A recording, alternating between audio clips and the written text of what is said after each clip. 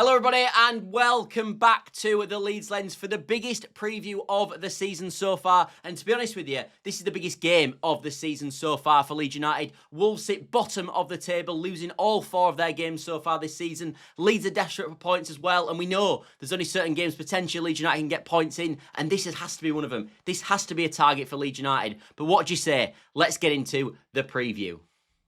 So let's start the preview then by talking a bit about the opposition, Wolverhampton Wanderers. Like I mentioned in the intro, of course, they do sit bottom of the league and they haven't picked up a single point, but it actually gets worse. They've also conceded in every single game this season so far, which naturally they've had to have done without picking up a point. And also, they've only scored in 1 of the first 4 games as well. And you think that's bad, but it actually gets worse.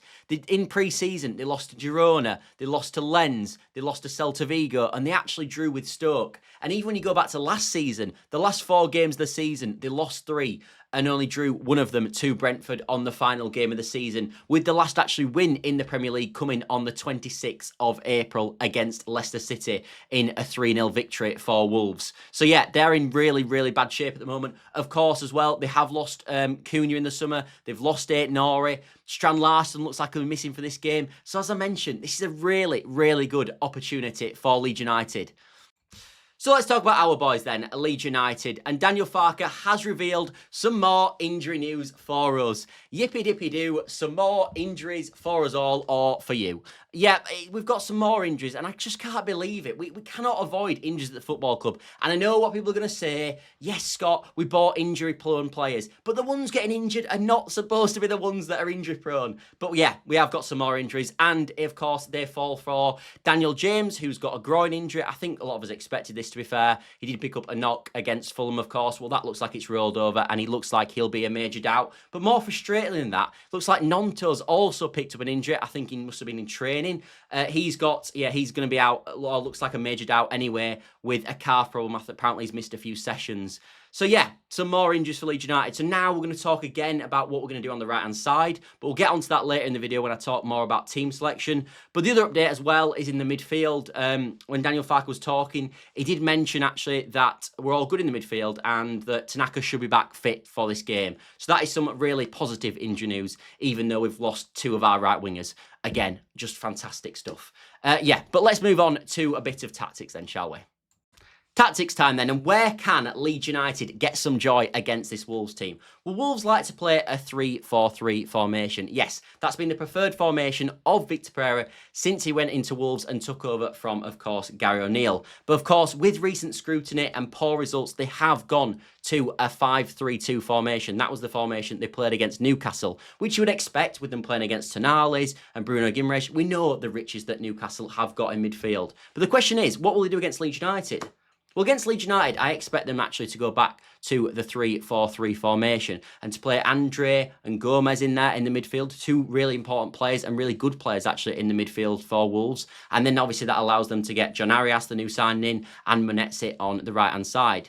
But actually, that for me exposes a weakness in this Wolves team. And this is where we can really get Wolves. Because obviously, we're going to play Ampadu. I think we'll definitely start. I do think he'll start Stack, and I do think he'll start Longstaff. And instantly, we are going to outnumber in midfield. And if you look at the sort of failure of Man United this season with the outnumber that they've seen in midfield, I do think the way we're going to get at Wolves is outnumbering the midfield.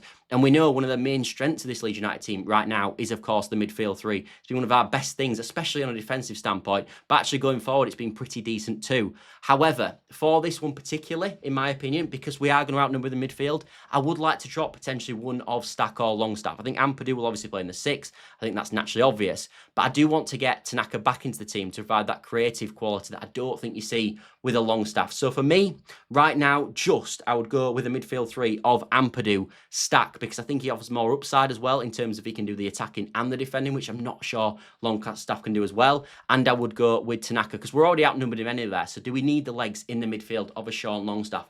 I'm not so sure. I think this is a really good way we're going to get success against Wolves. I think we can dominate the game through the midfield. And you know, usually, if you dominate the game in the midfield, you do get some real success in the game and usually win the game. So how are Leeds United going to set up then? That's going to be my next point.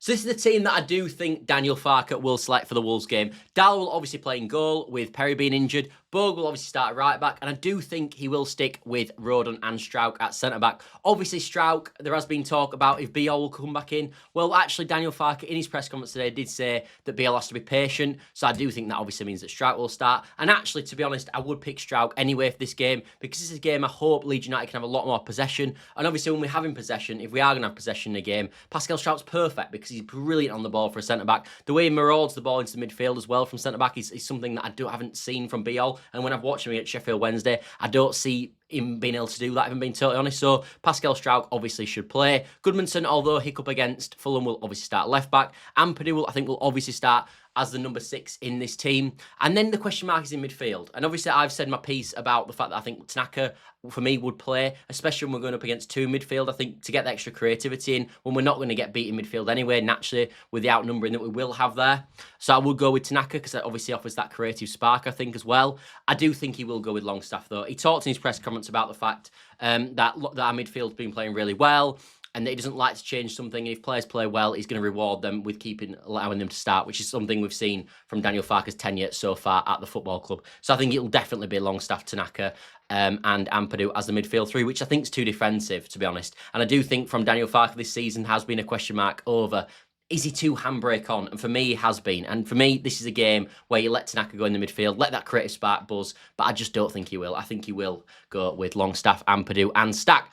Now, on the right-hand side, this is where I do something slightly different. Obviously, I think that Daniel Farke will select Brendan Aaronson. We saw that in the most recent game against Fulham, even when he had Gnonto and James fit. But for this one particular, I would actually go with Jack Harrison. I think something we've missed from so far this season is crosses into the box. And Harrison, I know he's not a brilliant crosser, but he's a much better crosser of the ball, in my opinion, than Brendan Aaronson. Not just that as well, though. I think in terms of physicality setting, in terms of individual battles, I do think Harrison's much better. He's played in the Premier League for a few years now. He's much more physically capable at this level, in my opinion. He's not got this timid frame that we know Brendan Aaronson's got. So I would go with Harrison. I know there's been talks about Brendan Aaronson's pressing, and he has been fantastic at pressing. But it's no good pressing someone if they could just knock you off the ball, which I do think we've seen from Brendan Aaronson at times this season. So for me, Harrison should start on the left, but he will, I think, go with Aaronson. On the right, should I say, will go with Aaronson.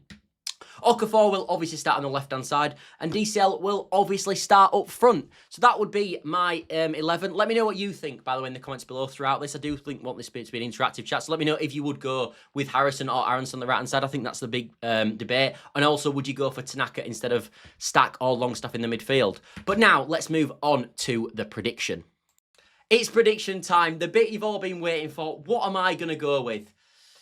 I'm going to go with Leeds United win. Yeah, I am. I think we're going to win the game. I'm going to go tight. I think it's going to be 1-0 to Leeds United. That's my score prediction. I expect actually on the 45th minute, probably the 60th minute, maybe even the 70th minute, it's still to be 0-0. But I think later on, Leeds United, unlike in the Fulham game, are going to go on and get the winner, which would be a fabulous win for Leeds United. So let me know in the comments below what score you are going to go for with this game. And also, if you've got to this point in the video, if you could help the channel by dropping a like, subscribe, all that good stuff. At the moment, the YouTube algorithm is killing all YouTubers. So if you could do that right in this moment, it will be better than ever. And also, remember, tomorrow at 8 PM, it will be a live stream, and I'm going to be answering all your guys' questions. So if you really want to talk to me live, that is the time to do it. I'll try to read out as many as I can. But yeah, see you all then, everybody. And for me, bye for now.